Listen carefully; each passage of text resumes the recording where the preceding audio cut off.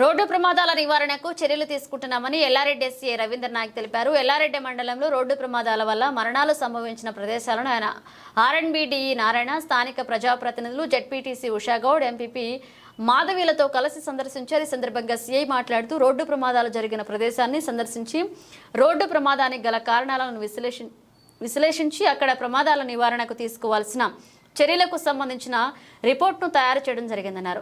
ఈ రిపోర్ట్ను సంబంధిత అధికారులకు నివేదిక పంపించడం జరుగుతుందన్నారు. జిల్లా ఎస్పీ సింధూర శర్మ ఆదేశాల మేరకు ఇక నుంచి ప్రమాదాలకు కారణమైన వారి నుంచి రక్త నమూనాలను సేకరించి బాధ్యులపై చర్యలు తీసుకోవడం జరుగుతుందన్నారు. ఈ కార్యక్రమంలో ఎస్ఐ మహేష్, కౌన్సిలర్లు మరియు మాజీ సర్పంచ్లు, ఎంపీటీసీలు పాల్గొన్నారు. ఈ కాలంలో ఈ రోడ్ యాక్సిడెంట్స్ అనేది ఎల్లారెడ్డి సర్కిల్ పరిధిలో చాలా ఎక్కువగా అయినాయి. మనము స్టాటిస్టిక్స్ చూస్తే 2023 నుండి ఇప్పటి వరకు సుమారుగా 40 ఫ్యాటల్ యాక్సిడెంట్ అంటే 40 యాక్సిడెంట్లలో ప్రాణాలు కోల్పోవడం జరిగింది. అదేవిధంగా ఇంజురీస్ అయ్యి సుమారు 66 కేసులు ఇంజురీస్ అయ్యి నమోదైనాయి. దీనికి ముఖ్య కారణం ఏంటంటే రోడ్డు భద్రత పాటించకపోవడం వల్లనే ఇటువంటి యాక్సిడెంట్లు అనేది ఎక్కువ మొత్తంలో జరుగుతున్నాయని మా యొక్క అబ్జర్వేషన్ జరిగింది. గౌరవ ఎస్పీ గారి ఆదేశానుసారము ప్రతి ఫ్యాటల్ యాక్సిడెంట్కి ఒక ఏఆర్టీ అంటే యాక్సిడెంట్ రెజల్యూషన్ టీమ్ అని చెప్పేసి ఫామ్ చేసి అది సర్కిల్ పరిధిలో ఉంటుంది. సిఏ దానికి హెడ్గా వ్యవహరిస్తాడు.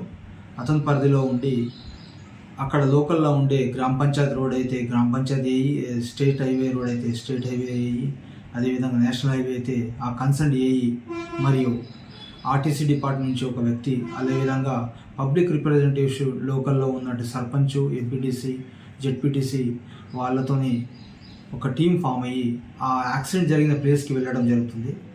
దానికి యాక్సిడెంట్ జరిగిన కారణాలు ఏంటి అనలైజ్ చేసి ఒక రిపోర్ట్ని, సమగ్రమైన రిపోర్ట్ని తయారు చేసేసి గౌరవ ఎస్పీ గారికి పంపిస్తే అక్కడి నుండి ఎస్పీ గారి దగ్గర నుండి వివిధ శాఖలకు అక్కడ మనం చేయాల్సినటువంటి యాక్సిడెంట్ జరగకుండా నివారణ చేయాల్సినటువంటి సూచనలను గౌరవ ఆ కన్సర్న్ డిపార్ట్మెంట్లకు పంపడం అనేది జరుగుతుంది. ఇది చాలా మంచి ఆలోచన. దీనివల్ల ఇక ముందు మళ్ళీ జరిగిన ప్లేస్లో ఇంకా యాక్సిడెంట్లు జరగకుండా మన నివారణ చేయడానికి చాలా మంచి పద్ధతి.